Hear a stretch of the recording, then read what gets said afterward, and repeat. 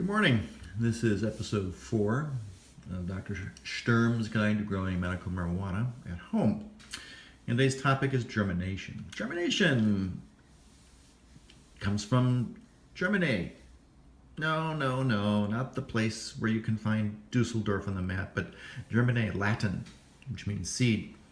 Germinare is the verbal form of planting seeds, which is what you're going to do. Now, what is a seed exactly? Well, you've got the seeds now, and they've arrived. By the way, the names, boy, you would think they would come up with something a little bit more medicalese, like maybe medicaluana myosin, but instead they come up with, dark devil. Ugh. Well, anyhow, the seed basically is, let's get some here, the plant equivalent of an egg. That's a fertilized egg. Inside there is a embryo surrounded by a packet of food. And when the right ingredients are added to the seed, oxidative respiration begins, and that in turn converts the food into energy, and the energy then is used to increase mass. But it sounds like Einstein, energy equals mc squared. Anyhow, mass, the cells divide, they form a root, they form the initial leaves, and particularly this is called a dicotyl embryo because it has 2 leaves, which you'll see shortly. Now, the equipment needed for this phase is fairly simple and cheap. What you need are some paper baggies. Yeah. And then you see a plate and a magic marker and a small bowl. In the far distance, cheap paper towels. And yeah, there's the bottom of a gallon of distilled water. I'll get to that in a moment. And another little tiny bowl and some baggies. Okay, now, purpose of the baggies. This is going to be your container in which the seeds are germinating. You want to label them with your seeds. So today's date at the top, it's May 30th. This is automatic auto flowering. And here's another, medical name, Copacabana. Yeah, it's a sativa predominant. Now you want to label these because you don't want to get your seeds mixed up. Okay, next step is you have your water over in the distance, which is in the bowl here.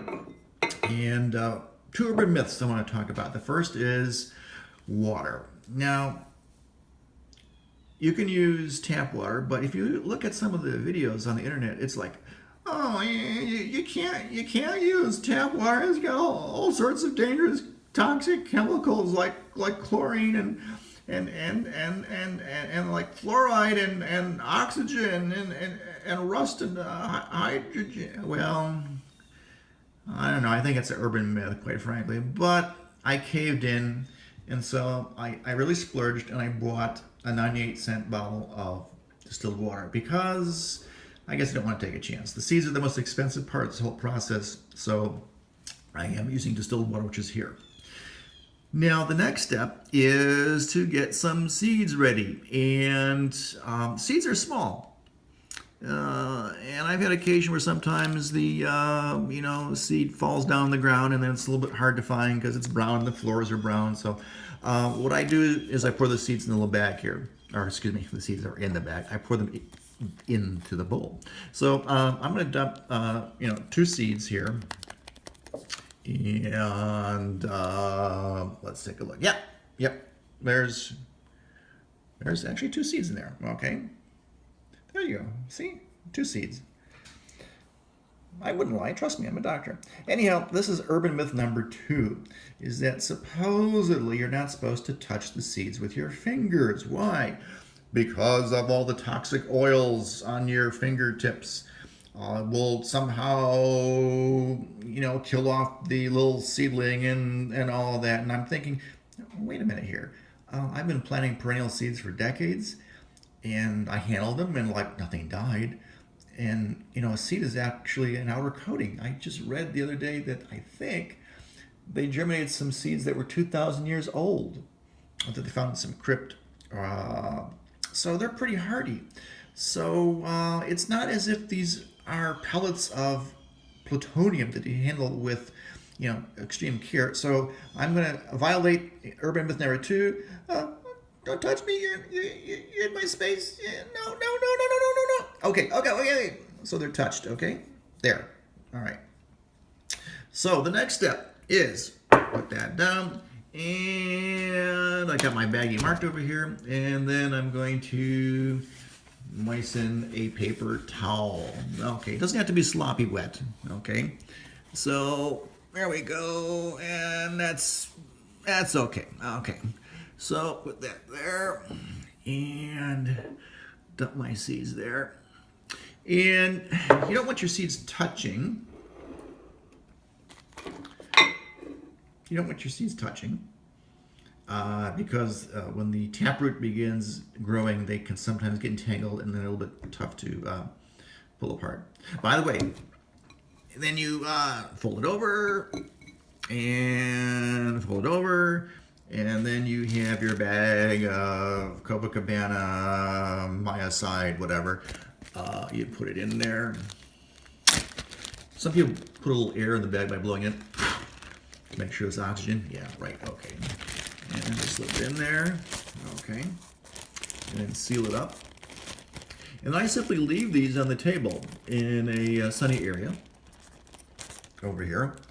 And they generally germinate in 24 to 72 hours. So we'll be revisiting these.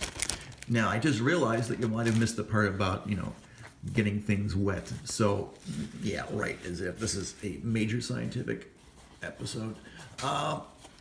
Okay, see, you just sort of like put it in there, sloppy. No, not so sloppy. Okay, and then it's there, and then you put your seeds on that. So we'll be revisiting these seeds in a couple days, and at that point we'll be talking about transferring the germinated seed to its first pot. And I don't mean pot, I mean a container. Oh, by the way, a little bit about seeds. They usually come in packages. They're, marked. But sometimes the company that sells them goes a little bit overboard. And here's an example of a company that sold these seeds. If you look, the seeds are actually, rolling around in there. But like, how the hell am I going to get these out of here? Hammer? Saw? Throw it forcefully against the wall? I don't know. But most of the time they come in packages, or they come in these little bundles, these little packages with the seed in these little plastic containers. Cute. All right. See you in a couple of days.